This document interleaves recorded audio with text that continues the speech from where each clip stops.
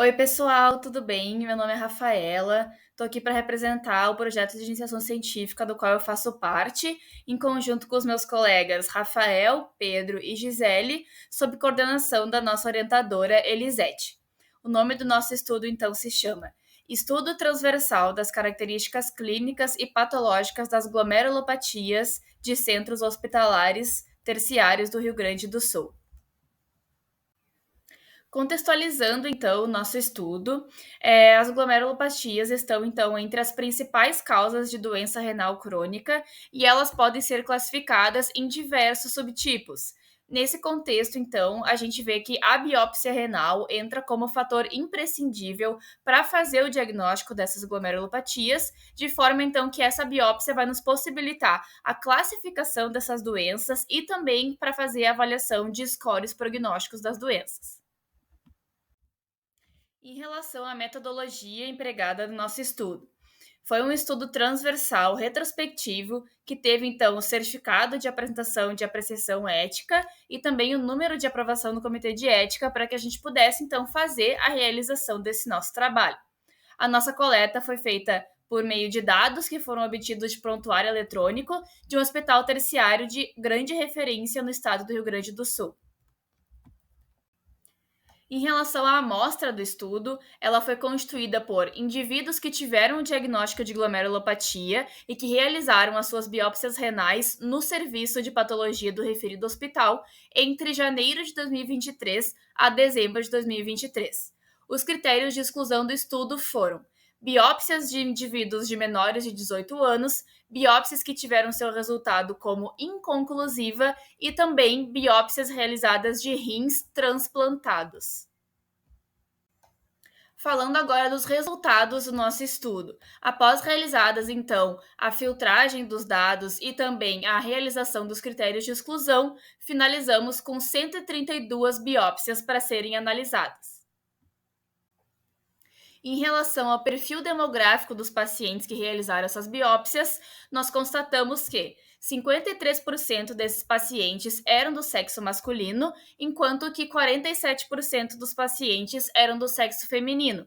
Aqui a gente nota, então, um pouco mais de prevalência do sexo masculino na nossa amostra.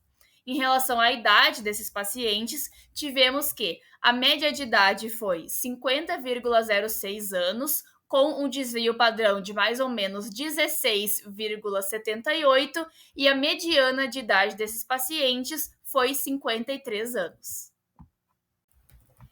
Em relação aos diagnósticos encontrados nas biópsias, tivemos que o maior número de pacientes teve, então, a glomerulosclerose segmental focal, com 21,97%, que representa 29 pacientes da nossa amostra. Em segundo lugar, tivemos a nefropatia por IgA, que ficou com uma porcentagem de 20,45%, sendo isso 27 pacientes da nossa amostra. Em terceiro lugar, a glomerulonefrite membranosa, que teve então a porcentagem de 10,61%, representando 14 pacientes.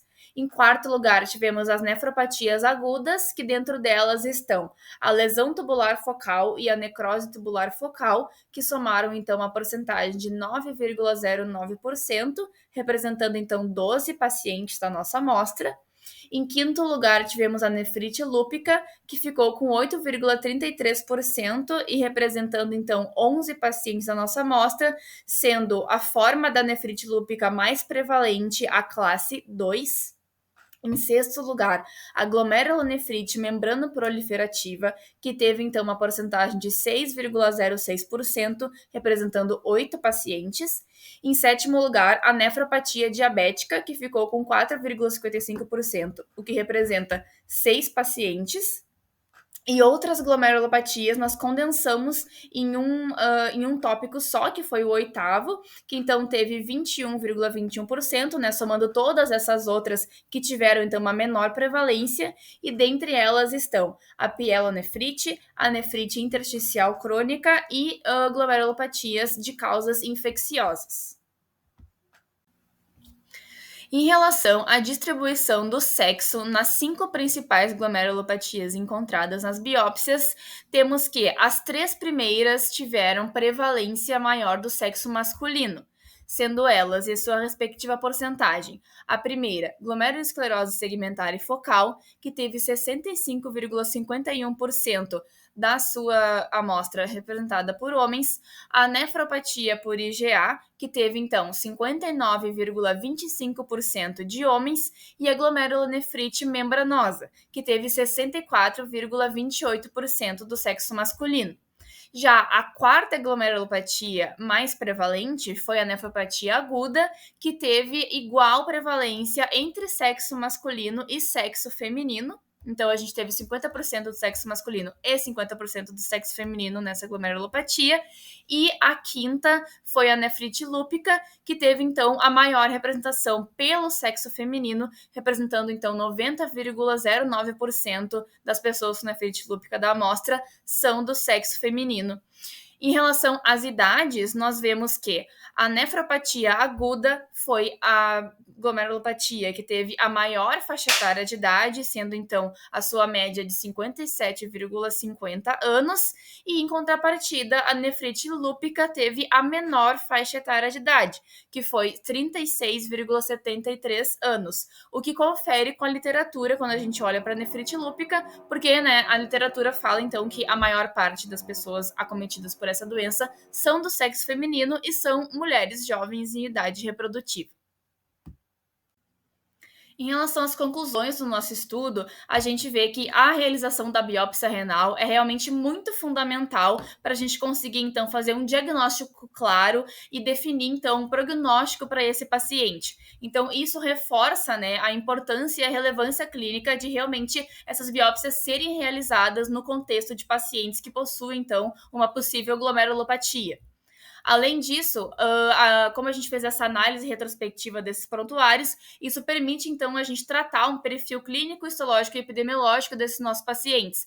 Tendo esses dados, os centros de saúde conseguem, então, ter uma noção melhor de qual é o perfil de paciente que eles vão atender e, consequentemente, também fazer direcionamentos mais efetivos em relação ao tratamento desses pacientes. Esses achados, então, eles auxiliam no aprimoramento, então, de abordagens terapêuticas e também na definição de outras políticas de saúde que são, então, voltadas para manejo e tratamento dessa nossa população.